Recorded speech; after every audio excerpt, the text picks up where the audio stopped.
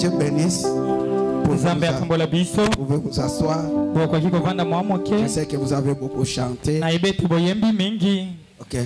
Mais bien aimé, il ne faut pas au monde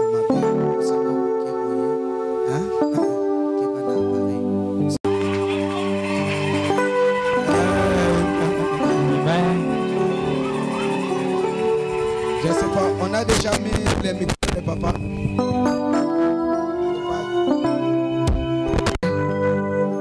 Le micro, ce n'est pas encore.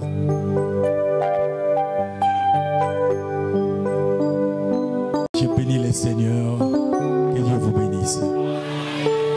Le pasteur Yvon a souhaité qu'on chante un petit cantique.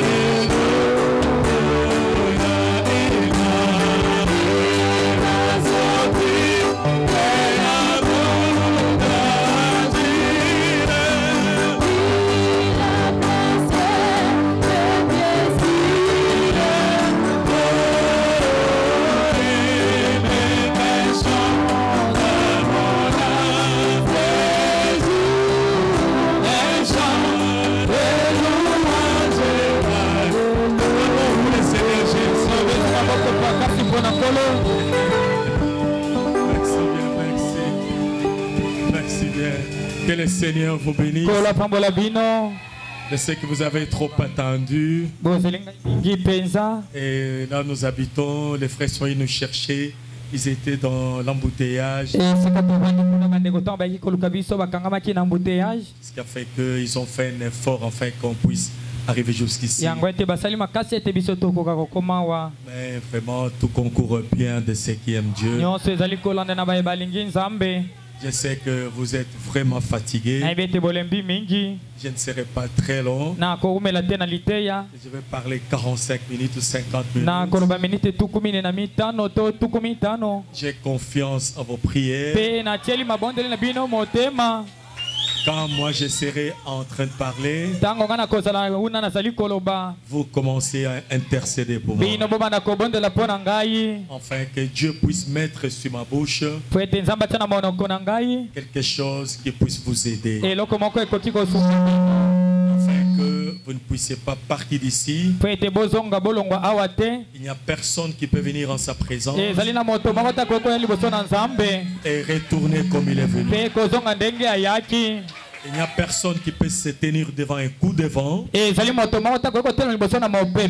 sans recevoir un coup de vent. Il n'y a personne qui peut se tenir devant le surnaturel retourner sans réponse. Je suis convaincu que le Dieu de William Branham,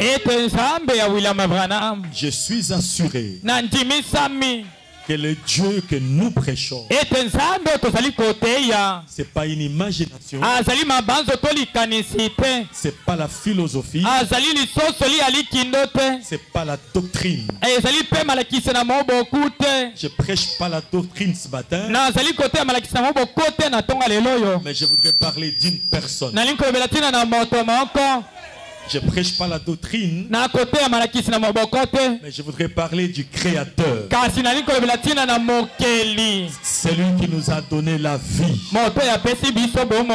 C'est lui qui fait que nous soyons ici ce matin. C'est lui qui a fait que nombreux de nos amis sont morts. Mais toi et moi, nous sommes en vie. Son nom, c'est le Seigneur Jésus. C'est le seul que nous adorons. C'est le seul pour qui nous chantons. C'est le seul que nous adorons. La Bible dit, il est le même hier, aujourd'hui éternellement. Il ne change jamais. Quand nous disons qu'il est le même hier, aujourd'hui éternellement, c'est pas qu'hier il était un homme, aujourd'hui il est un homme, demain il sera un homme. Non, c'est pas ce que la Bible veut dire. Quand on dit Hébreux 13:8, la grande écriture avec laquelle Frère Branham a fait le tour du monde, c'était Hébreux 13:8, pour démontrer à l'humanité que Jésus qui était mort il y a 2000 ans, aujourd'hui il est vivant. Il est le même. Comme il était hier, il est encore aujourd'hui, et il sera éternellement. C'est-à-dire quoi? Sa puissance n'a jamais changé. Ses actions ne changeront jamais. Sa présence ne change jamais. Son autorité ne change jamais. Ses œuvres ne changent jamais. Son ministère ne change jamais. Ses actes ne changent jamais. Si hier il a fait, aujourd'hui il doit le faire. Mes yeux avec mes enfants l'ont vu faire. Donc je ne suis pas venu raconter des histoires. Je suis venu parler des réalités pour vous dire que vous avez trouvé grâce, parce que le Dieu que nous témoignons, nous l'avons vu. Non seulement dans les sites, mais nos yeux ont vu Dieu. Nos oreilles ici ont entendu la voix de Dieu. Et ce matin, si tu crois aussi, tu peux l'entendre. Ce matin, parce qu'il est avec nous. Nous allons élever nos mains.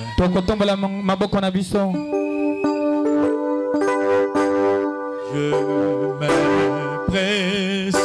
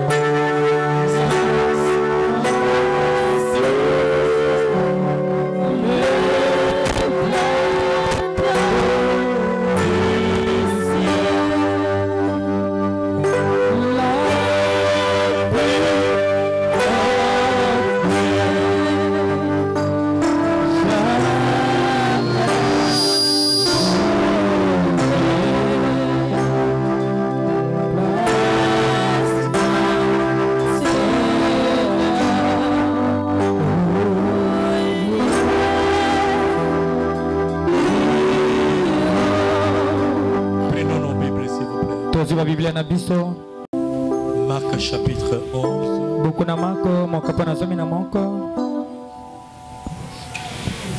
C'est dans le Nouveau Testament. Matthieu, Marc, Luc, Jean. 4 évangélistes. Donc j'ai dit Marc chapitre 11. Nous allons commencer au 12e verset. J'ai lu la parole du Seigneur. J'ai lu au nom de Jésus-Christ. Le lendemain, après qu'ils furent sortis de Béthanie, Jésus eut faim.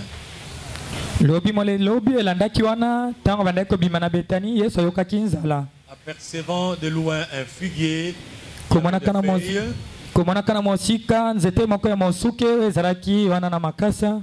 il alla voir s'il trouverait quelque chose. S'en étant approché, il ne trouva que de feuilles, car ce n'était pas la saison des figues. Prenant alors la parole, il dit que jamais personne ne mange de ton fruit. Et ses disciples l'entendirent. Ils arrivèrent à Jérusalem et Jésus entra dans le temple. Il s'est mis à chasser ceux qui vendaient et qui achetaient dans le temple. Il renversa les tables des échangeurs.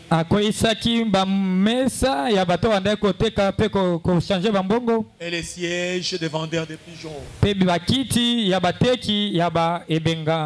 il ne laissait personne transporter aucun objet à travers le temple. Et il enseignait et disait, n'est-il pas écrit, ma maison sera appelée une maison de prière pour toutes les nations. Mais vous, vous avez fait une caverne de voleurs. Les principaux sacrificateurs, les scribes, l'ayant entendu, cherchèrent le moyen de les faire périr. Car il les craignait parce que toute la foule était frappée de sa doctrine. Quand le soir fut venu, Jésus sortit de la ville. Le matin, en passant, les disciples virent les figuiers les figuiers séchés jusqu'aux racines.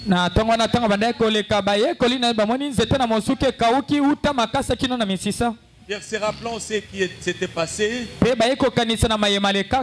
dit à Jésus, Rabbi, regarde les figuiers que tu as maudits à sécher. Jésus prit la parole, il dit, ayez foi en Dieu. Verset 23. Je le dis en vérité. Si quelqu'un dit à cette montagne, ôte-toi de là et jette-toi dans la mer, et s'il ne doute point en son cœur, mais croit que ce qu'il dit arrive, il le verra s'accomplir. C'est pourquoi je vous dis, tout ce que vous demanderez en priant, et que vous l'avez reçu, et vous le verrez s'accomplir. Le Seigneur ajoute la bénédiction à l'Église. Veuillez vous asseoir, précieux. Ce matin encore, je vous salue tous dans le nom du Seigneur Jésus. L'homme David disait, je suis dans la joie quand on me dit, allons à la maison de Dieu. C'est la même joie que nous sentons ce matin pour nous retrouver dans la maison de Seigneur.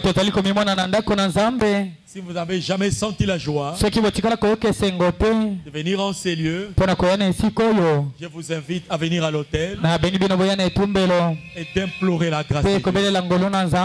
Si tu n'as jamais senti la joie quand tu viens en ces lieux, parce que s'il y a une seule place qui peut nous donner la joie, c'est quand nous sommes dans la présence du Seigneur. C'est pas dans nos maisons, c'est pas au travail, c'est pas dans nos bureaux, c'est pas au marché. Peut-être que quand tu es au marché, tu es content, tu vends. Mais ici, c'est la meilleure place. C'est la meilleure place au monde où nous souhaitons être, où tu dois souhaiter être, dans la maison de Dieu. Parce qu'ici, Dieu nous parle. Parce qu'ici, nous avons des réponses à nos problèmes. Ici, nous sentons le surnaturel. Est-ce que vous aimez le surnaturel? Aïe, aïe, aïe, aïe, aïe, aïe. Nous aimons le surnaturel.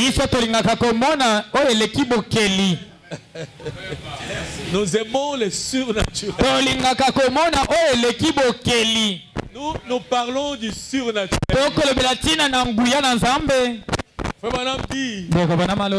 Un mystère est une vérité divinement révélée à laquelle reste attaché un élément surnaturel. La force de nos prédications, c'est la présence du surnaturel. force de nos prédications, c'est pas le français, c'est pas l'anglais, c'est pas le portugais. La force de nos prédications, parce que nos prédications sont accompagnées du surnaturel. Nous parlons et Dieu descend, il confirme ça. C'est pourquoi ce matin, si tu es malade, tu n'as pas de raison d'être malade. Parce que ici, il y a un médecin. Les grands médecins, ici maintenant, les compatissants sans Jésus, réconforter les cœurs brisés, écoute la voix de Jésus.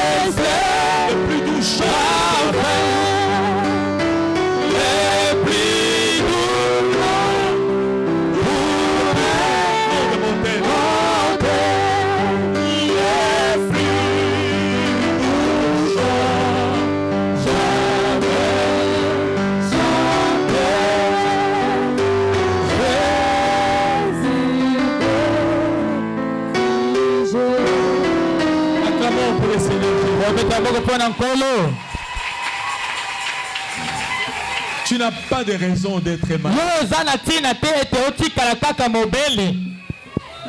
Tu n'as pas de raison d'entrer ici malade et sortir malade. N'importe quelle maladie.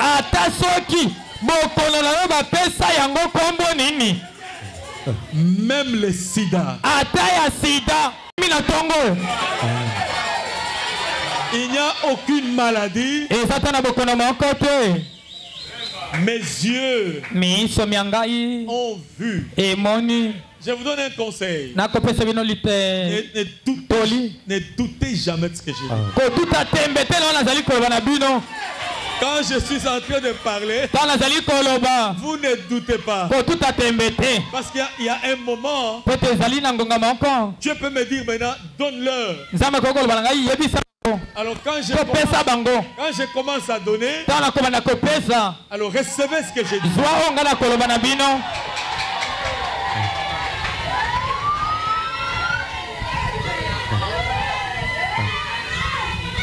Mon travail, c'est vous bénir. Changez vos vies. Mon travail, c'est bénir vos vies. En tant que prédicateur, notre travail, comme un sacrificateur, c'est bénir vos vies. Quand je dis, je balance quelque chose, alors prenez ce que je dis.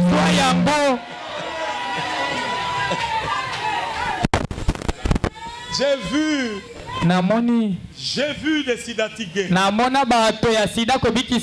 J'ai vu les gens qui avaient des appendicites. Quand toi tu attends pour être opéré, le Dieu de William Branham, le Dieu de Kazadi,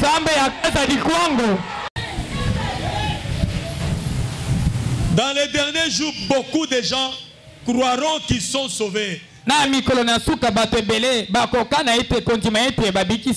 Mais le prophète dit, mais il y a un peuple qui sera vraiment sauvé.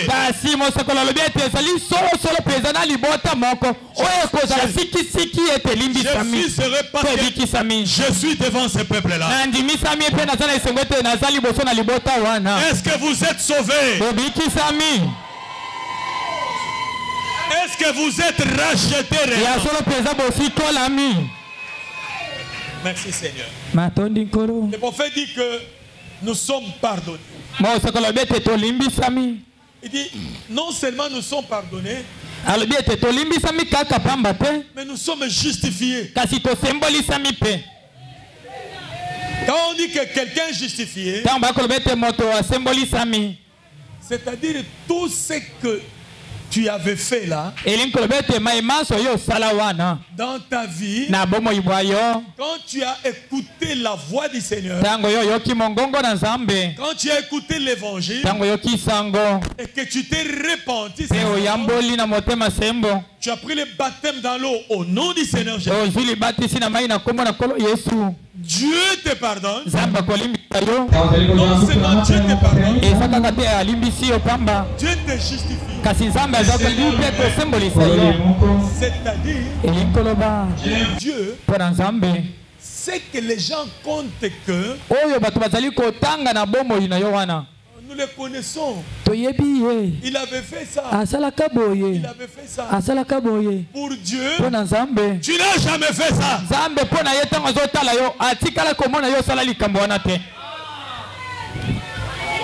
Quelle grâce.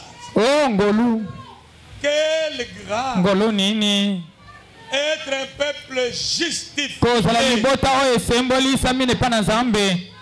Tout ce qu'on avait fait là, Dieu dit que vous n'avez pas fait ça.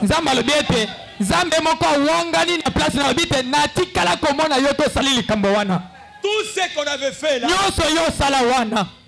dans ta vie là, à l'école, en grandissant, dans tes voyages, dans le travail, partout où tu as été, tout ce que tu avais fait là, Dieu dit,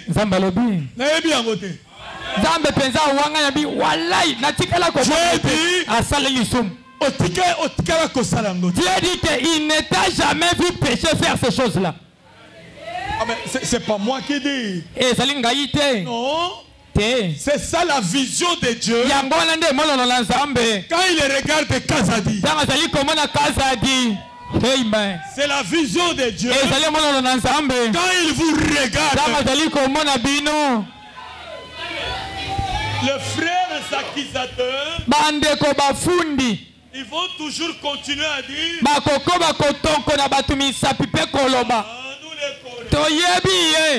nous connaissons. Oh, cette sœur-là. Mais devant Dieu, Dieu dit,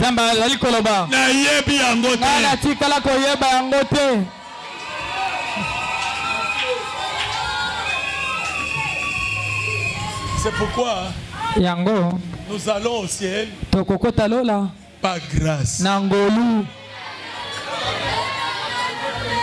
Précieux frères, précieux enfants de Dieu, hommes de Dieu, si on allait au ciel à cause des pasteurs,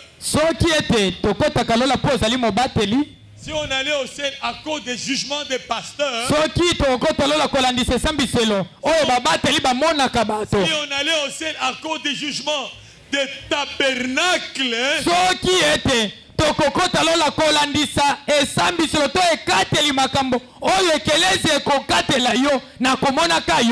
ah, vraiment, je sais que nous n'allons pas entrer. Parce qu'il marche. Tambola. Dites merci. Parce que les premiers chrétiens, les prophètes qui ont vécu avant vous, ont été persécutés, ont été outragés. C'est pourquoi merci Seigneur. Un chrétien ne souhaitait jamais que tout le monde vous acclame.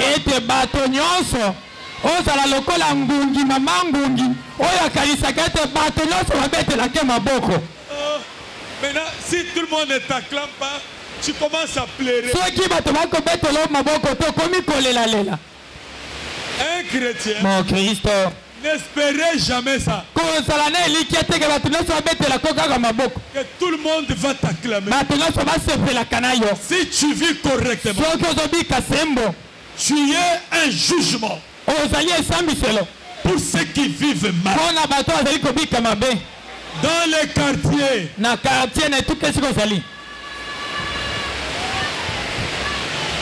dans les quartiers,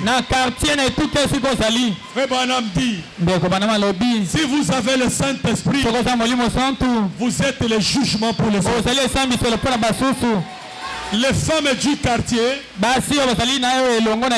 les hommes du quartier qui n'ont pas eu le Saint-Esprit, votre façon de vivre, c'est un jugement. Quand tu marches, tu es un coup de tonnerre. Quand tu marches, ils disent Azomila Kisa. Komila Kisate.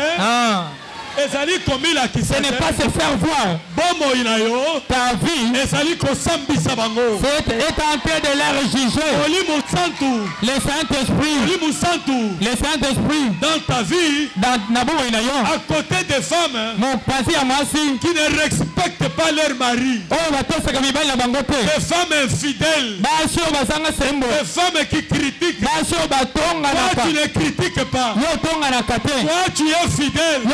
Quand tu marches, tu es un coup de tonnerre. Quand tu marches, même au boulot, même au service, tu n'aimes pas les critiques, tu n'aimes pas les mafias, tu n'aimes pas la boisson, tu marches correctement. David a dit, heureux l'homme qui marche, qui ne marche pas selon les conseils du méchant, qui trouve son plaisir dans la loi de l'Éternel.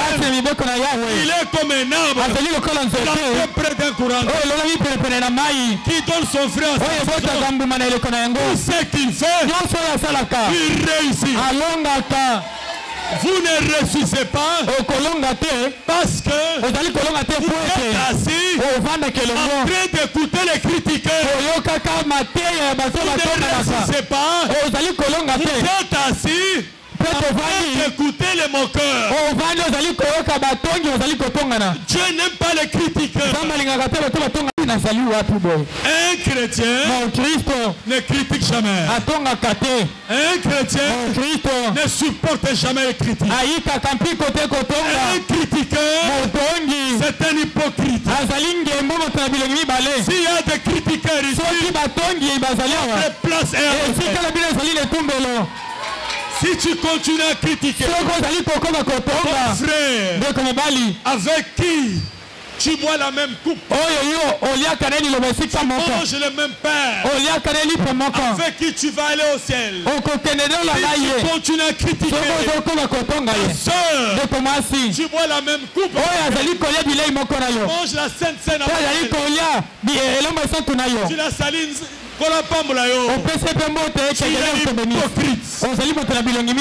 Ta place est ici. Pour implorer la grâce de Dieu. Tu es loin de la grâce. Si tu continues à le faire, ta place est ici. Mais nous sommes au temps où les sept tonnerres ont grondé. Nous sommes au temps où Christ est descendu. Nous sommes au temps où la dispensation a changé. Nous sommes au temps où la dispensation dispensation a changé. C'est lui que tu critiques là. Tu ne sais pas ce qui est en lui.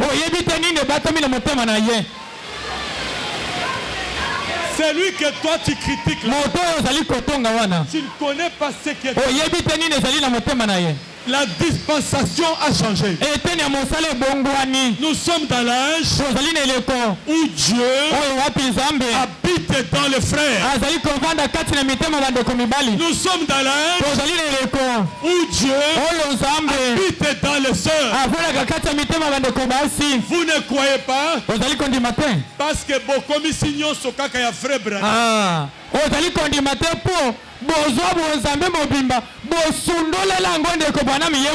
Malachie 4 frère Branham. Marc 16 frère Branham. Jean 14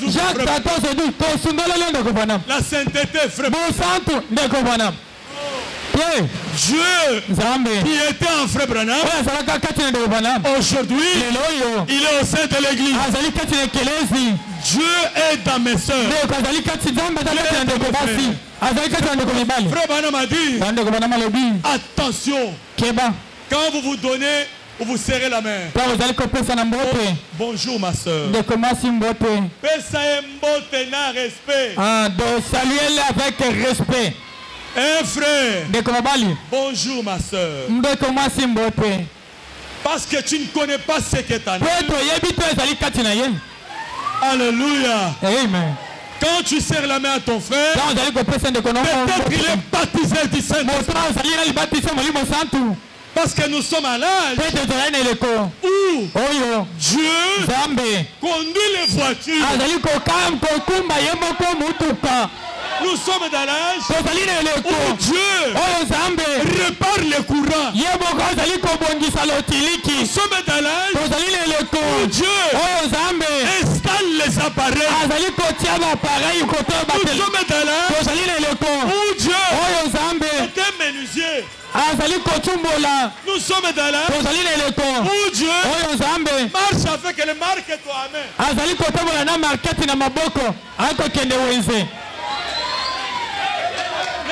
Sapato etenga manyoso. Otali sapato lokola ya ancien fonctionnaire de l'État. Mais Keba talon. Keba. Kasi Keba. Keba. Attention. Keba. Attention. Tozana ele komabe. Nous sommes dans un mauvais moment où Dieu a laissé le trône. Et il vit avec résumé sur la terre. Dieu n'est pas au ciel. Dieu est sur la terre. Amen.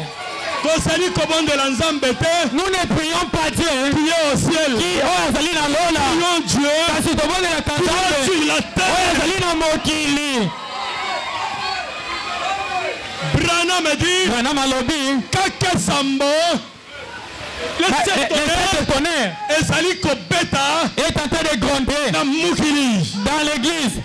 Hey. Frère Branham me dit, Kaka Sambo, ici sur la terre. Les sept tonnerres, ça descend sur la terre. Les sept tonnerres, ça descend sur la pierre. Les sept tonnerres, ça descend, c'est la descente de l'ange. Les sept tonnerres, c'est la descente de l'ange. L'ange en question, il a l'arc-en-ciel à sa tête. Son nom c'est Jésus-Christ. C'est dans l'âge où nous sommes. Et les sept tonnerres, c'est les grands